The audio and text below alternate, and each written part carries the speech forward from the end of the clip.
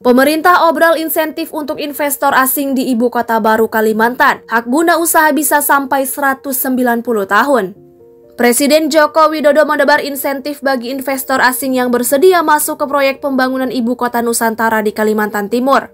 Insentif yang diberikan pemerintah untuk investor asing di IKN antara lain: 1. Hak guna usaha. 1. Hak guna usaha atau HGU bisa diperpanjang hingga 190 tahun. Pemerintah memberikan waktu perpanjangan hak guna usaha di atas hak pengelolaan lahan di IKN sampai 190 tahun melalui 2 siklus. Siklus pertama 95 tahun dengan 3 tahapan, yakni pemberian hak paling lama 35 tahun, perpanjangan hak 25 tahun dan pembaharuan hak paling lama 35 tahun. Kemudian bisa diperpanjang untuk siklus kedua sampai 95 tahun juga. 2. Izin mendirikan bangunan 80 tahun. Pemerintah juga memberikan hak guna bangunan untuk satu siklus pertama dengan jangka waktu paling lama 80 tahun.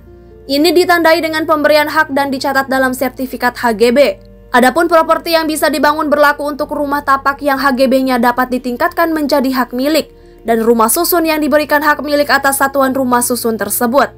Dalam hal pakai bangunan paling lama 80 tahun ini dalam satu siklus diberikan dengan tahapan pertama pemberian hak paling lama 30 tahun. Kedua, perpanjangan hak paling lama 20 tahun dan ketiga pembaruan hak paling lama 30 tahun. 3. Pekerja asing bisa bekerja dan tinggal di IKN 10 tahun. Tenaga kerja asing juga diperbolehkan untuk bekerja dan tinggal di IKN sampai 10 tahun dan bisa diperpanjang sesuai dengan ketentuan. Artinya, setiap pelaku usaha baik asing maupun dalam negeri bisa menggunakan pekerja asing. 4. Bebas pajak PPH. Badan perusahaan asing yang mau memindahkan kantornya ke IKN Nusantara bakal dapat insentif berupa pembebasan pajak penghasilan badan hingga 100%.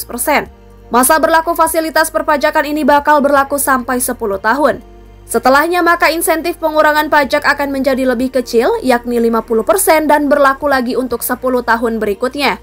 Fasilitas pajak ini bakal diberikan kepada pelaku usaha dengan ketentuan. Pertama, memiliki minimal 2 unit afiliasi dan atau entitas usaha yang terkait di luar Indonesia. Kedua, memiliki substansi ekonomi di Ibu Kota Nusantara dan ketiga, membentuk badan hukum dalam bentuk perseroan.